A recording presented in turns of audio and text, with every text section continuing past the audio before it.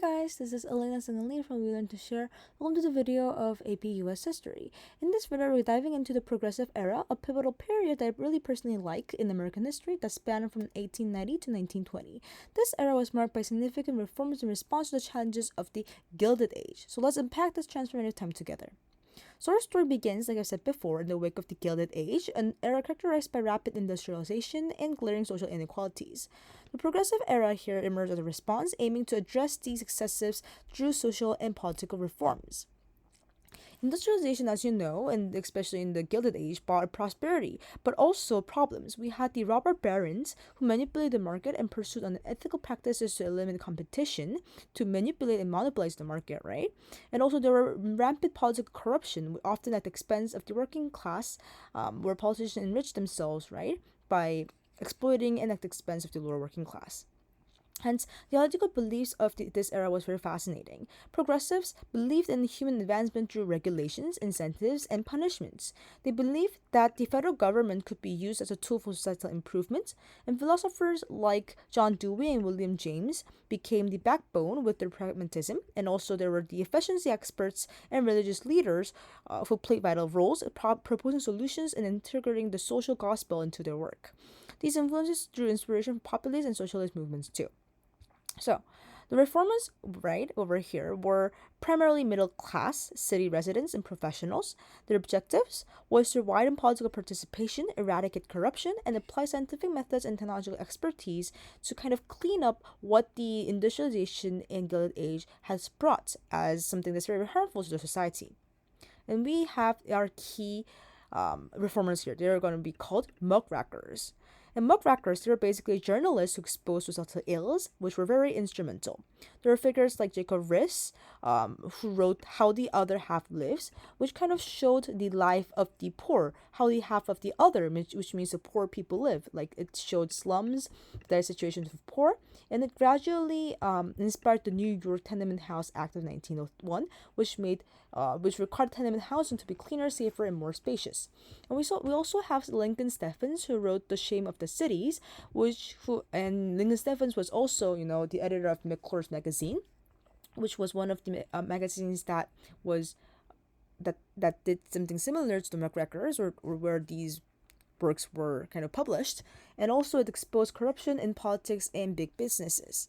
And also over here we have Ida Thurber, who wrote The History of the Standard Oil Company.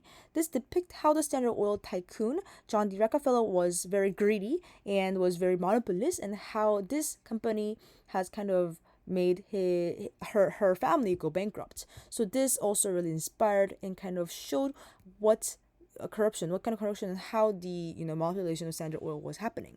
And also we have this important book called Upton Sinclair's The Jungle, which was published in 1906, which showed and explicitly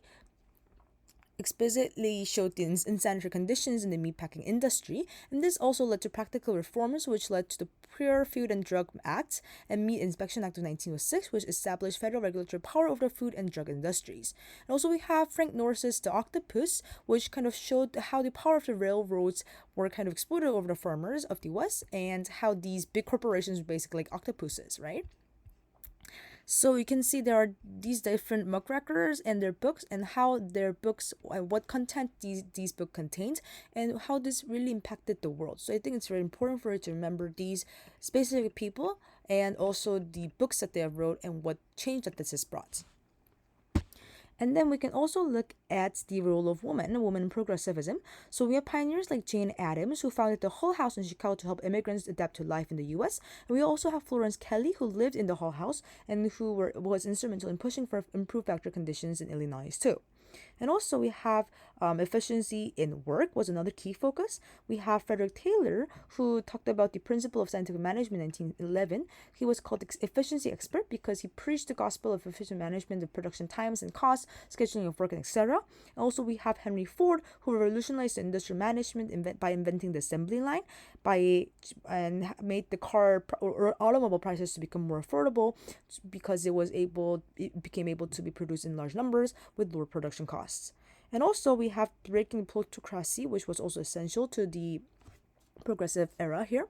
So we'll look at two focuses. First is the state level reforms or state government reforms, where this was you can remember, it will be important for you to remember the Wisconsin Plan by Robert Lafayette, which introduced direct primary elections, initiatives, referendums, and recalls.